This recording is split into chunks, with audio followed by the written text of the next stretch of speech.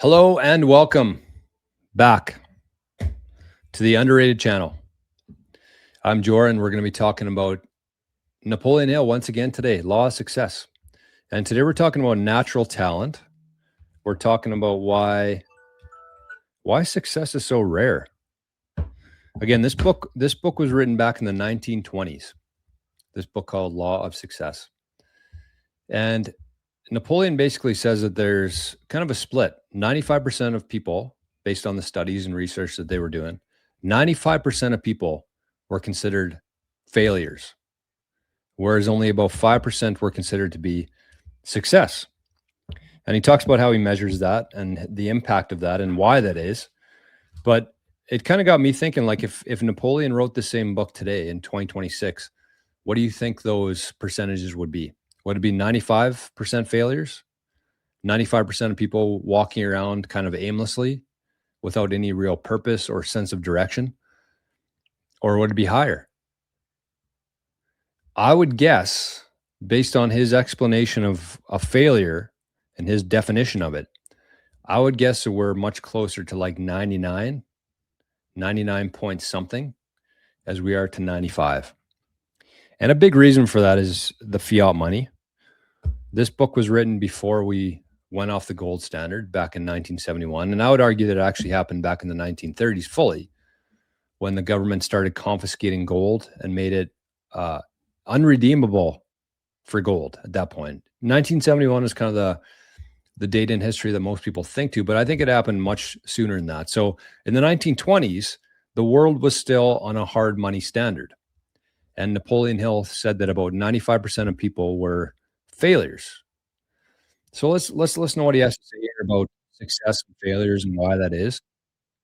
And then we'll talk about it. So this one's only about three minutes long today, but lots of good stuff in here. So let's get this going. This starts at 39, sorry. 39:15 right here. Okay.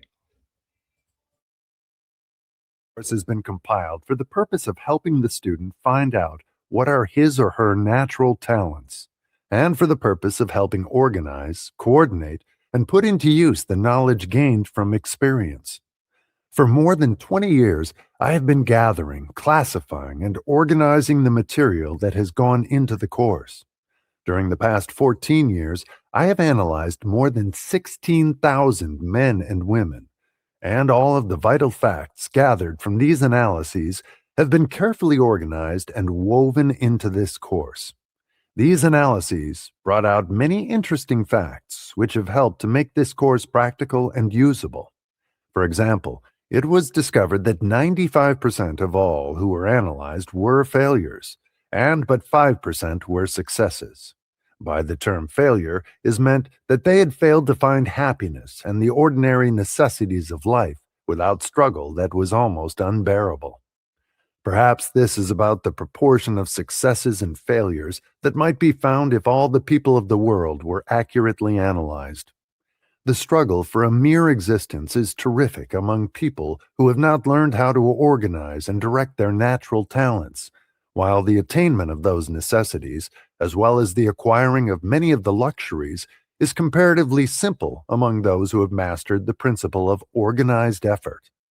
One of the most startling facts brought to light by those 16,000 analyses was the discovery that the 95% who were classed as failures were in that class because they had no definite chief aim in life, while the 5% constituting the successful ones not only had purposes that were definite, but they had also definite plans for the attainment of their purposes.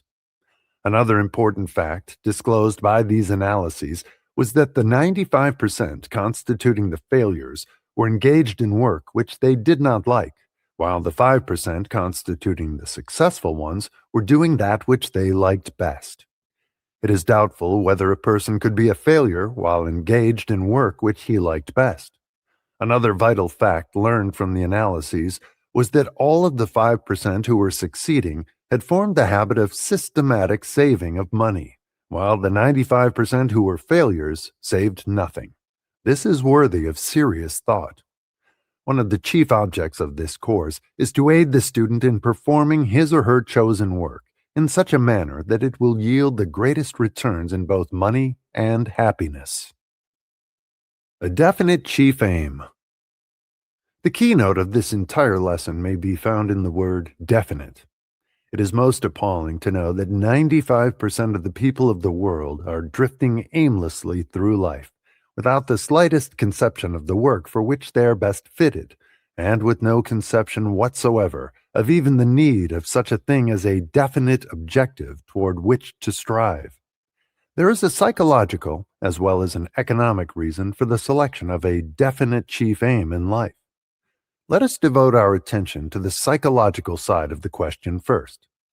It is a well-established principle of psychology that a person's acts are always in harmony with the dominating thoughts of his or her mind.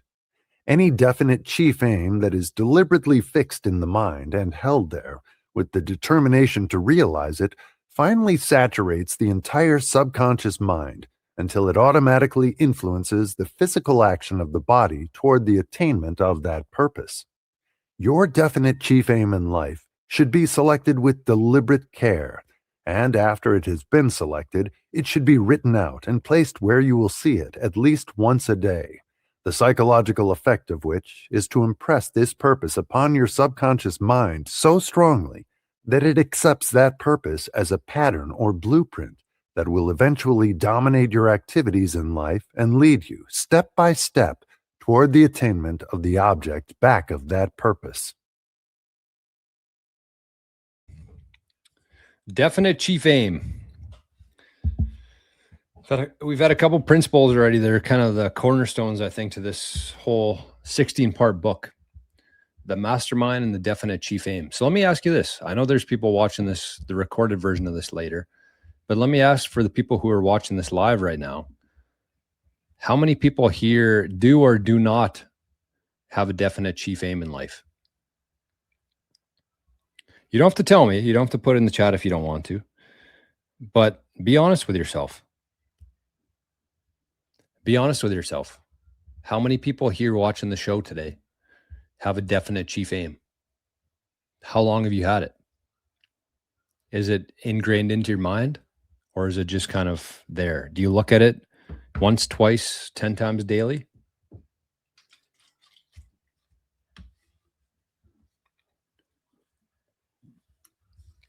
So a couple different things there that I thought were worth talking about there. So the first one is the struggle. So he's talking about the 95% of people being failures and 5% being a success. And I would say that in addition to the doing more than paid for part of the underrated channel here and what we talk about here every day, the other part of it is trying to get into the 5%, or I would actually argue in today's day and age, it's actually about 1%, maybe 2. I doubt it though. I'd say it's 99 to 1. 99% of people walking through life aimlessly, no idea what they're doing, no idea what they should be doing. Because think about that.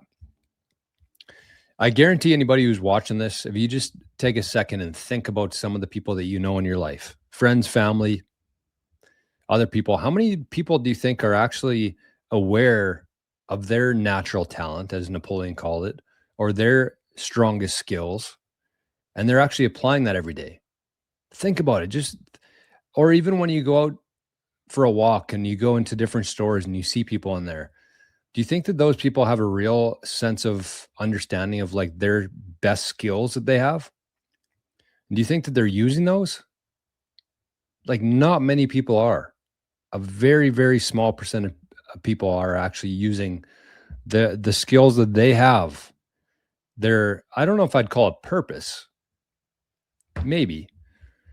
But I just find that there's such a small percentage of people. Like, just think about any store that you would walk in. Do you think that that person stocking the grocery shelves knows his definite chief aim, knows his skills, and is actually applying those? Or is he just making money so that he can eat and live? I would say that about 99% of people or more are kind of in that camp. And there's a very, very small select group of people on this planet that actually know what they want to do, and are using their natural talent and their special skills effectively. And so Napoleon said the struggle for mere existence is terrific among people who have not learned how to organize and direct their natural talent. The struggle for a mere existence is terrific among people who have not learned how to organize and direct their natural talent. And I really like this too, because especially in the world that we're in now, I can't even imagine of what the new version of law of success would look like today. Because I titled the show today, Something Big is Happening Here. We're moving into a very crazy time with technology and AI. And if you think about it, there's never been a better chance and a better opportunity for the average person out there to actually figure out what it is they want to do, what it is they're good at, and actually start doing that. There's never been a better time in history to do that than there is today. There's just not. And that's what I want you to think about here. The other part he said there is it is doubtful whether a person could be a failure well engaged in work which he liked best. So when I read that and heard that, first thing I thought of was like, our main goal right now should be trying to figure out what we enjoy doing. Because kind of what I just talked about there, even in 1928, Napoleon was calling this like the golden age of opportunity. I would say that 2026, 100 years later, that's exponentially more true. So if you can figure out what it is that you enjoy doing, you're going to be better at it, because you're actually going to want to take time and learn more about what you're doing. You want to become better at that. Whatever finite energy you have throughout the day, you're actually going to take that time and become better at what you're doing, if you enjoy what you're doing. So it said, it is doubtful whether a person could be a failure while engaged in work which he liked best. So with that in mind, it's like, you don't need to be making $300,000 a year. You just don't. You need to find something that you enjoy doing and figure out how to earn a living off of that. And you can do it. It's never been easier than it is today. So just imagine that. It has nothing to do with like the paycheck you're getting. Obviously, you need to have some backing. You need to have some sort of, insurance, I guess you'd say. Bitcoin was my insurance policy when I left my job. But you can just start doing something. Find what it is that you enjoy doing and just dial in on that. There's so much opportunity right now. And I would say that not only are you going to enjoy the work that you're doing more, you're going to be better at it, but you're probably also going to be able to do it in 5 years from now. And if you think about the flip side of that for most people, it's that they don't enjoy what they're doing. They're paid okay, maybe, and their job's probably not going to exist in 5 years. So those are the two kind of paths that I think most people have right now, is you can either find something you enjoy doing, get paid a little bit, assuming you have some backing and you have a little bit of runway, but you're also going to be better at it. What is that? 2, 3, 4? I don't even know where I am. You're going to be better at it because you enjoy it. And you're also going to be able to do it in 5 years from now, probably. And the other side of that coin is doing something you don't enjoy, and therefore you probably won't get better at it. You probably get paid okay, and that job probably won't be around in 5 years from now. So when you just look at it through that lens, it's like, it's a no-brainer. Based on where we are right now, it's a no-brainer that that's what you should be focused on. That's what you should be trying to do if you're not already. And the other thing here too, there's two other points that I wanted to point out. He said all of, he said all of, not just some of, all of the 5% who were succeeding had formed the habit of systematic saving of money. And he said the last part he left there was, how did he close that page? This is worthy of serious thought. He said another vital fact learned from the analysis was that all of the 5% who were succeeding had formed the habit of systematic saving of money, while the 95% who were failures saved nothing. This is worthy of serious thought. So you ask yourself that too. We got a couple different questions to ask yourself right now. But do you have a systematic way of saving money? Some people here watching the show probably save too much money. Would be my guess.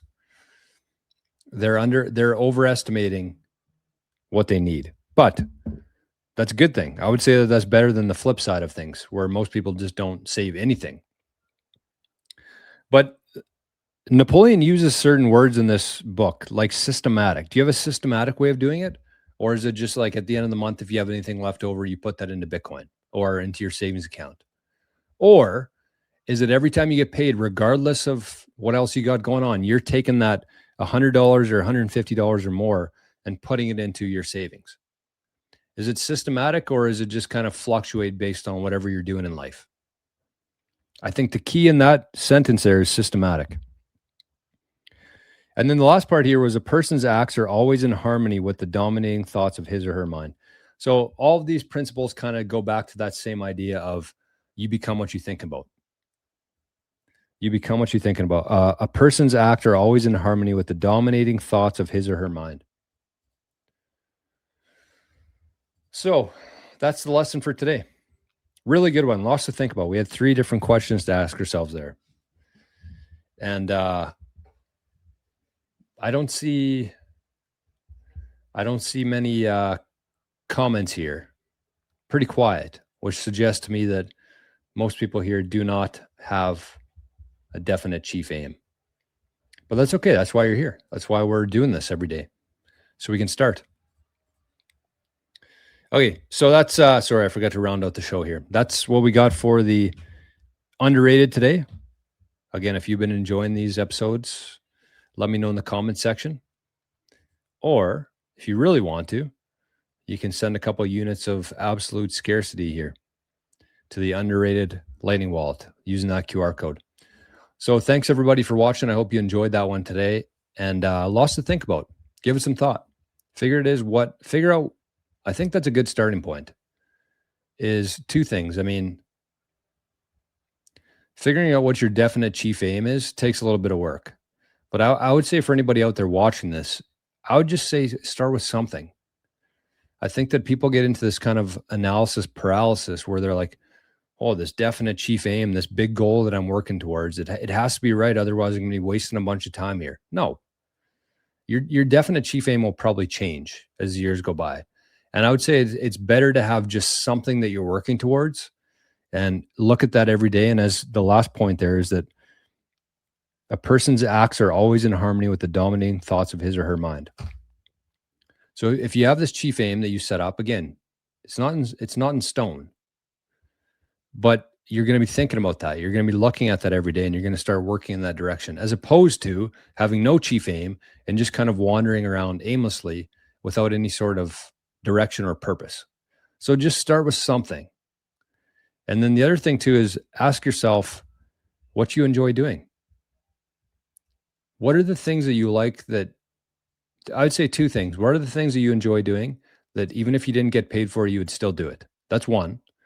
But the other test that I like asking is like, if you were at an event and somebody made you, if there was like an intermission or something, and somebody asked you to come up on stage and fill time, and you had 30 minutes, and you had to talk about one subject without any sort of preparation, what would that subject be? I would say that's kind of your skills, your best skills, your natural talent, and what you're interested in. Because if you weren't interested in that subject, you wouldn't have spent the time to be able to talk freely about it for half an hour. So I like those 2 tests. Those are good ones. So that's what we got today. Hope you enjoyed this one, and we'll see you tomorrow.